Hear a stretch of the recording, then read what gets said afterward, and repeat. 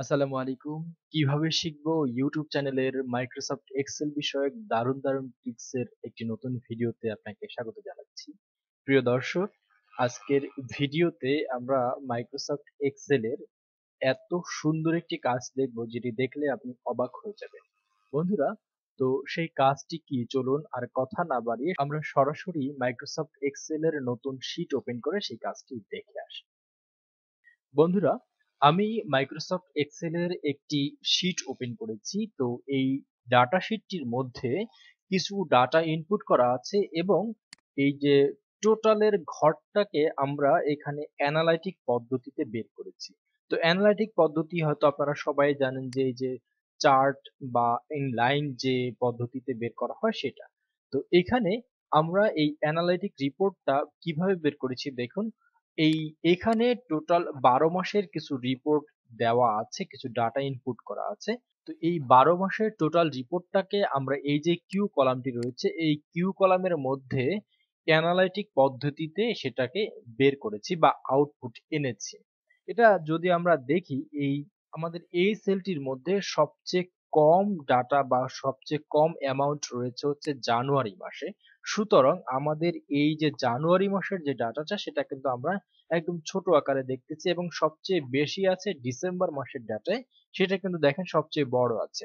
এখন আমি যদি এই জানুয়ারি মাসের এই জায়গায় তথ্যগুলোকে পরিবর্তন করি বা ডাটাটাকে পরিবর্তন করি এবং যেহেতু আমাদের বড় ডাটা 201, তো এখানে যদি আমি কোনোভাবে 500 ইনপুট করি তাহলে দেখেন বন্ধুরা, সাথে সাথে কিন্তু এইখানের যে অ্যানালাইটিক রিপোর্টের মধ্যে যে তথ্যগুলো ছিল সেটাও পরিবর্তন হয়ে গেছে। এটা কিন্তু সম্পূর্ণ ডাইনামিক একটা ফর্মুলা। তো বন্ধুরা, এই কাজগুলো আমরা কিভাবে করব? বন্ধুরা, এই কাজগুলো করার জন্য আমি আরেকটি শীট এখানে ক্রিয়েট করে রেখেছি। তো এই শীটটির মধ্যেই আমরা মূলত এই যে পদ্ধতি বা সিস্টেমটি সেটিকে অ্যাপ্লাই করব। বন্ধুরা, এটাকে অ্যাপ্লাই করার জন্য সর্বপ্রথম আমাদের যে কাজটি করতে হবে সেটা হচ্ছে যে আমরা যে রেঞ্জের ডাটা নিয়ে এই রিপোর্টটা তৈরি করব সেই রেঞ্জের ডাটাটাকে প্রথমে আমরা সিলেক্ট করব।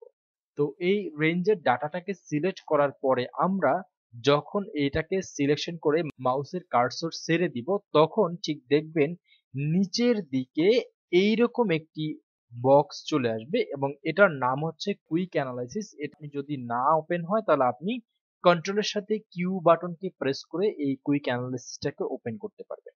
তো আমাদের এখন যেটা করতে হবে সেটা হচ্ছে এই যে কুইক অ্যানালাইসিসের যে বক্সটি সেখানে ক্লিক করতে হবে।